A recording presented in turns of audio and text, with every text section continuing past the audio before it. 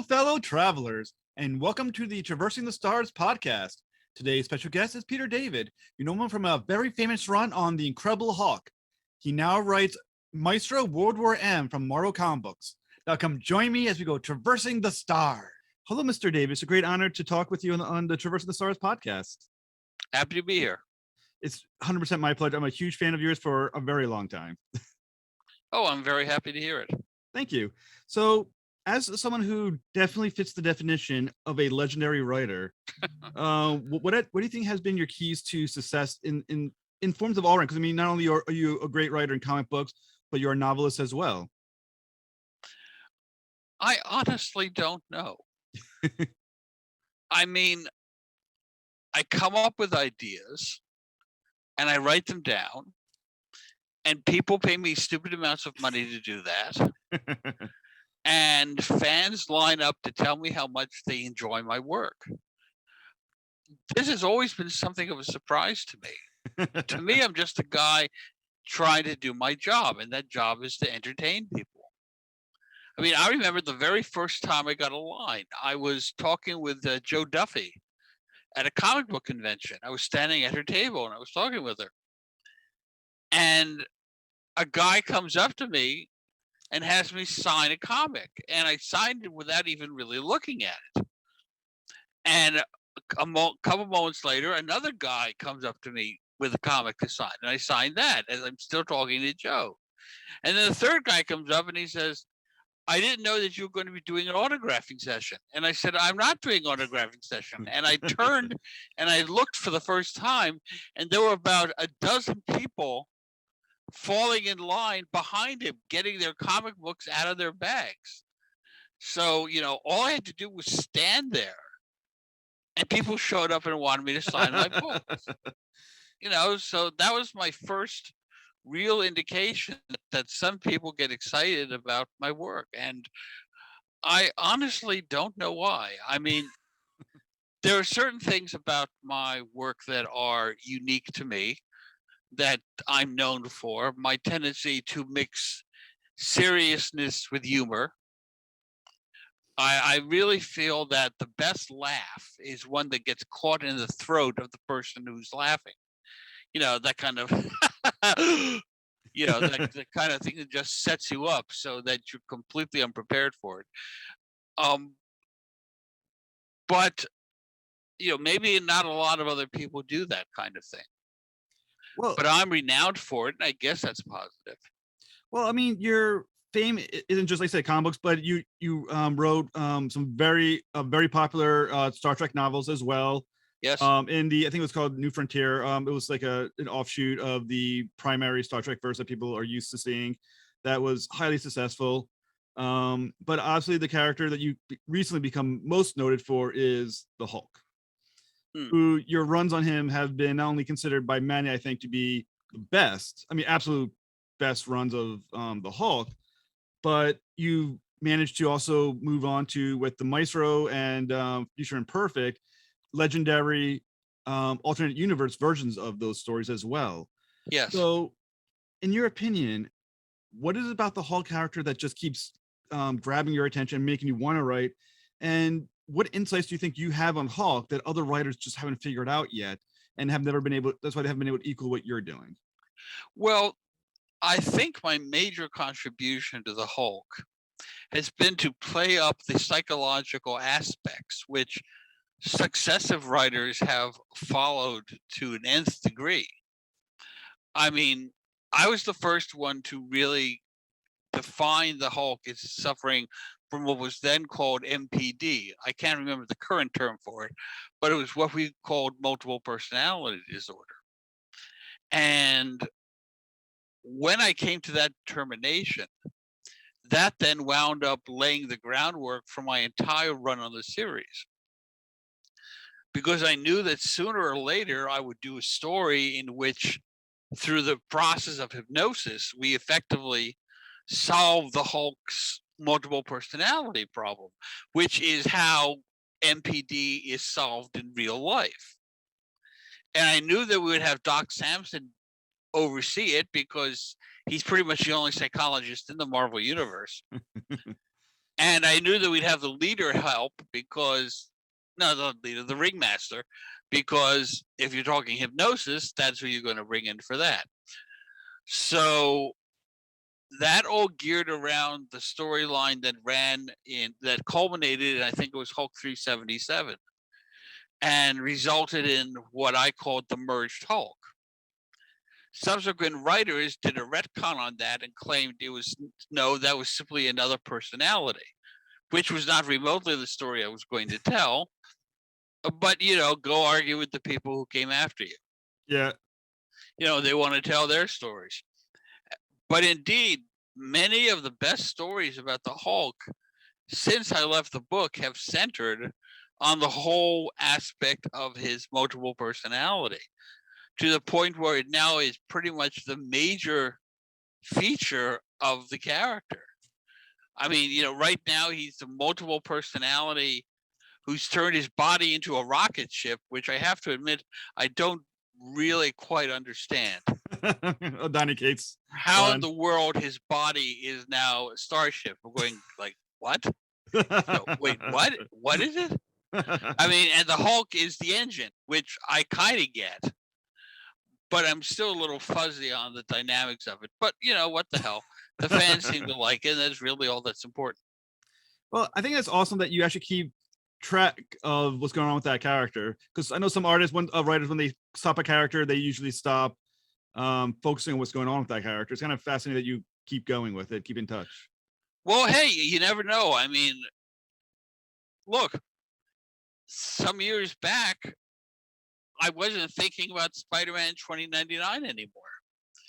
And then Steve Wacker, who was leaving editorial, did a notation. He did an open letter to the fans in which he mentioned that Marvel was considering doing another Spider-Man 2099 comic. And fandom, in one of its rare moments of unity, said, well, we would totally read a Spider-Man 2099 comic as long as Peter David writes it. And I was completely unaware of Steve's letter until I got deluged with emails from people writing me asking, are you going to be writing it? I'm going, no, I'm not writing it. Marvel has not approached me about that. And then one day I get a call from a Marvel editor, and she says, hi, so we're bringing back Spider-Man 2099. Do you want to write it? And I went, okay. And she said, good, we're going to need your first story by the end of June. And we were having this phone call in May. And I said, when is the book coming out? And she says, August. And I said, August? And she says, yes, you're very late. This is all in the same conversation. Right. Congratulations, welcome aboard, you're behind. And she also said that they needed like a 5-page short story, maybe 5 or 10-page short story for an upcoming issue of Spider-Man to kind of get people excited about the return of this character that I had not given any thought to in about 10 years. So that was a lesson to me that I really need to stay apprised of people after I leave, because for all I know, I'm going to get a call from the editor saying, hey, you want to do this book again? So I'm keeping abreast of what's going on with the Hulk. And, who knows? Maybe I'll get a call from the editor saying, okay, we're going to be doing a new Hulk book. Do you want to do it? I have to be ready for it. Well, one of the truly classic Hulk stories is Hulk Future Imperfect, which was drawn by the legendary George Perez.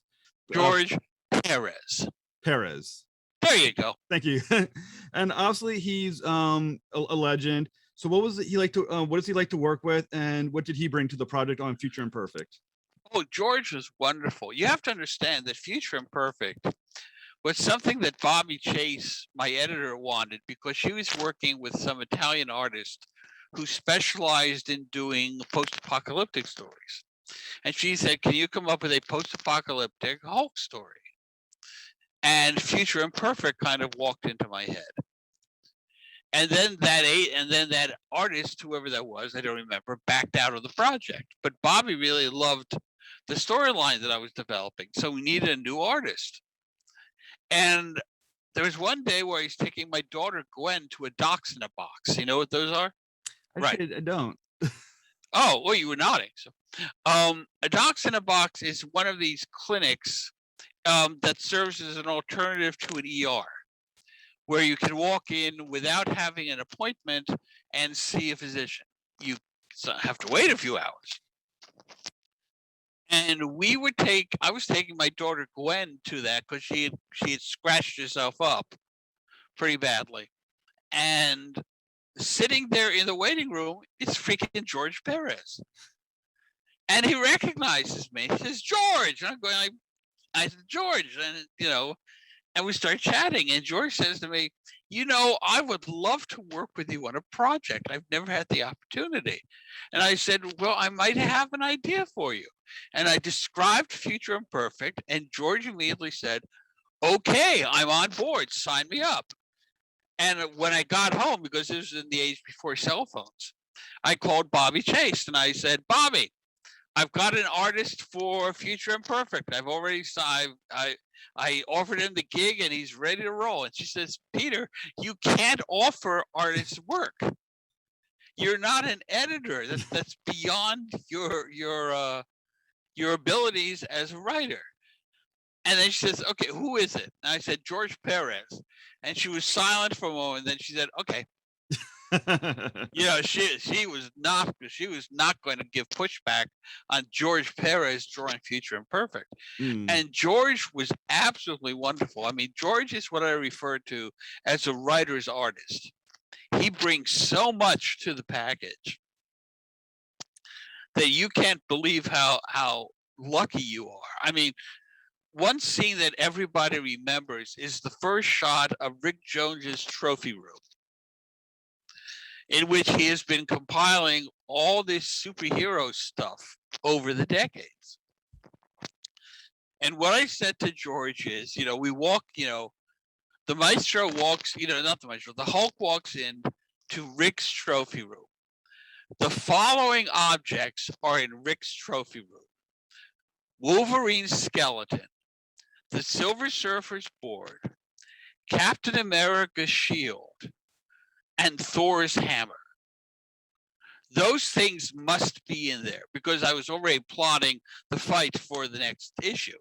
And I knew they were all going to be used. And I said, whatever else you want to put in there is fine.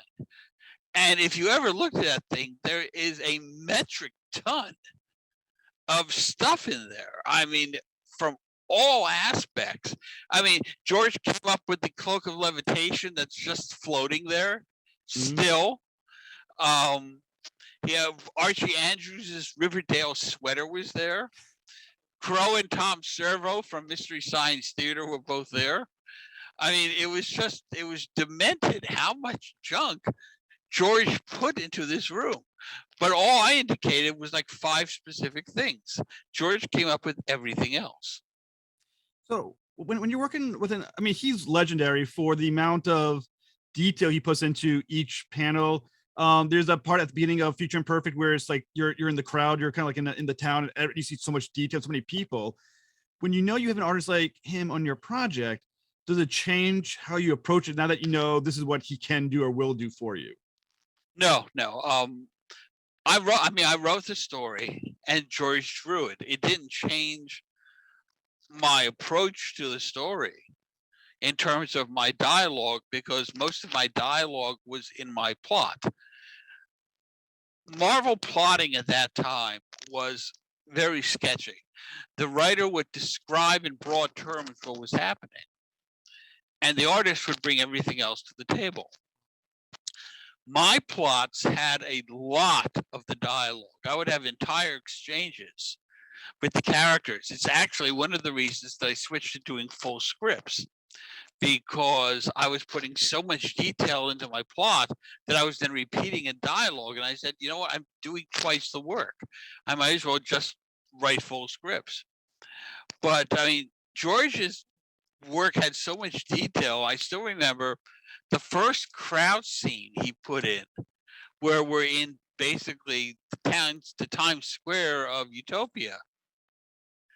of dystopia, and there were so many people in the picture. I said, you know who needs to be in here? Waldo. And when I got the final pages, sure enough, there was Waldo. Now I think that may have been Tom Smith, the anchor, putting him the anchor putting him in there. But nevertheless, with George, anything was possible. And indeed, Waldo is in there if you look at it very carefully. He's not colored in, which makes him a little bit trickier. But the legal because they kept him in a washout blue to avoid legal issues. That's fun. I actually never knew that. That's awesome. Yeah. I'm gonna have to go back now and search for him. Now you're gonna have to search and see if you can find Waldo. Now, in Future Imperfect, you also are writing a Maestro in a current miniseries. You've had actually a trilogy of miniseries. Yes. What is the reason why you keep coming back to Maestro? What is it that Maestro allows you to do that gives you insight into the Hall character through Maestro? Give you some nice BS answer, but the real reason is simply that they asked me. They said, would you be interested in doing a Maestro limited series that would serve as a prequel to Future Imperfect? And I finished writing it, and I ended it on sort of a cliffhanger. And I left it where there was actually some space of time between the end of my limited series and Future Imperfect where we could fit another story in there. And they said, this sold really well. Let's do another story. And I went, okay. And I wrote the second story. And then the second story ended on a cliffhanger. So I was pretty sure they'd come back and say, okay, want to do a part 3? Yeah. And we all kind of agreed that part 3 was as far as we wanted to push it. A trilogy of prequels, that seemed like a good number. So the most current, or at least the final series in that trilogy is Maestro World War M. Yeah. And once again, with a character like the Maestro, who's a conqueror, he's a villain in many ways. What are the challenges of making your protagonist villainous? Well, I mean, keep in mind that to any villain, his actions are heroic. No villain goes, ha, ha, ha, I'm the bad guy. No, everyone is the hero of their own story. So all you have to do is present the villain as having heroic, to his mind, tendencies. And the audience will follow you. It's a matter of just finding reasons for the audience to become sympathetic with the villain. I mean, without villains, we would have no stories. The entire purpose that superheroes serve is to thwart the actions of the bad guys. If the bad guys were not causing trouble, the heroes would just be sitting around wondering what they should be doing next. So you need to come up with convincing villains who will have compelling plots so that you will involve the reader. And, the reader's got to be kind of invested in whatever it is that the villain is going to be up to. So in this current miniseries, some of the characters that are going to appear, you have Dr. Doom, you have the Abomination that's going to show up. You are continuing off from the last series where you're going to have the Dr. Doom went toe-to-toe with the Maestro. Yes. And once again, that's a very interesting dynamic. Once again, because you're on one side you have the Maestro, the other side you have Dr. Doom. Does one of them or the other really benefit on who's going to, if one of them were to win, does the world benefit more from having either one or the other as the victorious one? That's an interesting question. I'm really not sure. I mean, both of them are dictators. I would tend to think that Doom is the more malevolent. But on the other hand, Doom is simply got screwed over by Reed Richards. So Doom has a chip on his shoulder that he's been carrying for centuries. I would tend to think the world would probably be better off with the Maestro in charge. Okay. What is it about the Maestro, do you think? Because once again, he's coming from a version of the Hulk, Yeah. So what is it in the Maestro that, or you can look at it from the Hulk, that changed him into what became the Maestro in your imagination? Well, in my imagination, there's really an old saying, and this is what really triggered the creation of the Maestro. If the son lives long enough, the son eventually becomes the father. And Brian Banner was a real son of a bitch. And Bruce was indeed afraid of becoming like his father. And that was really one of the reasons for his personality to have splintered when it first did. So my feeling was when Doc Samson merged Bruce Banner's personality, we saw a whole Bruce Banner for the first time in his entire existence. And a whole Bruce Banner, given enough time, might very well develop into his father. Indeed, I have Rick Jones saying that to Bruce at one point. And that is, that was the basis for how that I wrote the Maestro, that he's kind of Bruce Banner's father taken to the nth degree. So in how you envision the Hulk, the Banner persona must be split from the Hulk to keep the Hulk on the side of the angels, as it were. As it were, yeah, because once he's wholly integrated, that leads to the Maestro, which is not good. So, so in your opinion, then it sounds a little. I mean, I might be interpreting it incorrectly. It sounds a little bit almost as if it's actually Banner that's the dangerous persona, not the Hulk. The Hulk on its own is positive. Banner is what brings it to a negative, the negative aspects of the Hulk because of his back issues. It's a very valid and interesting point to bring up. The notion that everyone really needs to be afraid of Banner, that Banner is the real threat. And I have indeed actually more or less said that in the book several times, that you can outthink the Hulk, you can outfight the Hulk if you're incredibly lucky. But outthinking Bruce Banner is problematic because he's generally 3 steps ahead of you. Hmm. So another great thing about the War and Pax storyline that preceded World War M, you ended with that amazing Doom Maestro fight that really was very was exciting, Yeah. and it was cool watching these two very popular villains square off with each other. Yeah. How do you top yourself in the third series, knowing what you ended with in the second? Well, I don't want to give it away because that's the issue. I assume it hasn't come out yet, right? Not yet. Not yet. Okay, well then I don't want to give anything away there. My attitude is just give it a read and you'll see what I've come up with. Is it difficult? I mean, when you started the first series of this trilogy, you obviously didn't quite know that was going to hit 3 different series and have a complete trilogy on that. So after you've completed the first series and you kind of left the cliffhanger there, when did you finally maybe sit down and decide the other 2 series that were going to come after? Well, the first one didn't really end on a cliffhanger. The first one just ended with the Maestro in charge. I mean, technically speaking, there didn't really have to be another series, but it certainly sold well enough that Marvel said, okay, we need to do another version. We need to do another series. And so I thought to myself, well, with the Hulk now in charge, who would there be who might take issue with that? And my thoughts turned in 2 directions. One was the Pantheon, who I had not addressed at all. And in terms of their longevity, the Pantheon characters would probably still be alive. And in the year 2099, we have a version of Doctor Doom. So I thought Doctor Doom would take issue with that, and the Pantheon would take issue with that.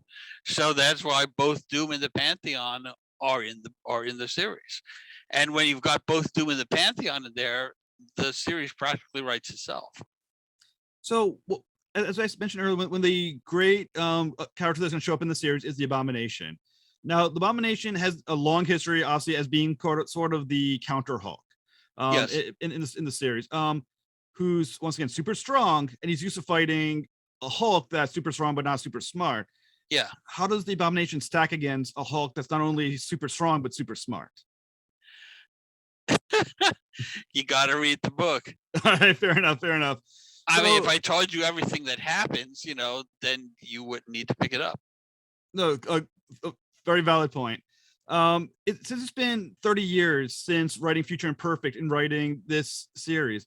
God, really? Yeah, the Future Imperfect was almost exactly 30 years ago to 2022. So it was 1992 it came out. God, I'm old. All right. So have you thought about, because obviously in those 30 years, not only has things changed in the world, but you changed probably as a person over 30 years. How do you think the story would have been different if you had written this series directly after Future Imperfect?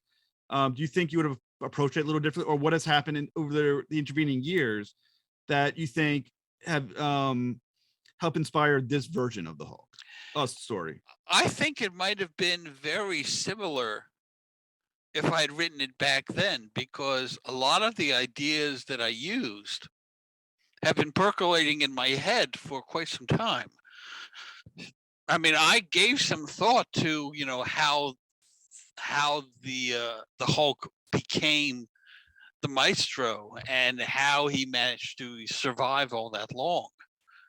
The notion that AIM had put him into suspended animation was an idea that I had pretty much before I even wrote Future Imperfect. I didn't go into detail because it wasn't really relevant to the original story. But the concept of the Hulk coming out into a land that has been devastated by humanity, to my mind, was always what triggered his devolution into the Maestro. That he spent so much of his life just hating and despising humanity because they were always attacking him. And then he was out of the picture and humanity attacked itself. And he was just so disgusted and so fed up with people that it changed his personality radically. So the Maestro then, does he view himself as the savior of humanity, considering Yes. what humanity? So he does, and is he really what we need? I don't think the Maestro believes that humanity needs to be saved. I think he believes that humanity needs to be controlled. Humanity needs to be controlled so it can be saved. To a certain degree, when you think about it, his motivations are the same as Loki in the first Avengers movie. When Loki shows up and says, "I bring you glad tidings. I'm doing away with free will." You humans don't know what to do with free will. You mess things up. What you need is somebody large and in charge to tell you what to do. And that is essentially the Maestro's philosophy as well. I said it's such an incredible character that you create with the Maestro, because once again, I always find it fascinating when you take what is understood to be a hero and you kind of see the other path for him. And I think that makes him, the Maestro, such a fascinating character. And the world that you introduce in the series, especially when Dr. Doom is supposedly the one who takes over, it does make you wonder, do the people care about the ruler? Because they seem to be perfectly okay when Dr. Doom walks in, they're like, all right, then it's you. Whatever. If it's gonna be the Hulk, it's the Hulk. If it's you, it's you. It's one or the other. And I think you wrote a genius series right there. And thank you. Oh, my pleasure. I got a chance to read parts 1 and 2, and I really enjoyed it. So the third part is definitely going to be the end of your time with Maestro, or are you considering ever going back to the character? I think I will have done everything that I want to do about him. I mean, if I come up with some brilliant idea for a fourth limited series and I go to Marvel and say, I have this brilliant idea for a series, and I described it to them, and they said, my God, that's terrific. Okay, let's do that. Then we'd be back. But that's a lot of ifs. So you're also working on Spider-Man 2099. Is there any other projects you can announce that that are heading in the pipe? I cannot. A new one's going to be announced on Tuesday. Oh, very cool. I look forward to hearing about that, sir. Yep. Well, Mr. David, it was a great pleasure to talk with you. I really look forward to World War M, which I believe it comes out. I think it's either the end of February or the beginning of March. Okay. I'll check the day. I'll put it in the notes if I can locate the exact release date. But it was a pleasure. Like I said, you are a legend. You're someone who I've enjoyed reading for a very long time, and it's been my honor to speak with you. Thank you. Happy to do it. Thank you. Have a fantastic night. Thank you very much. You too.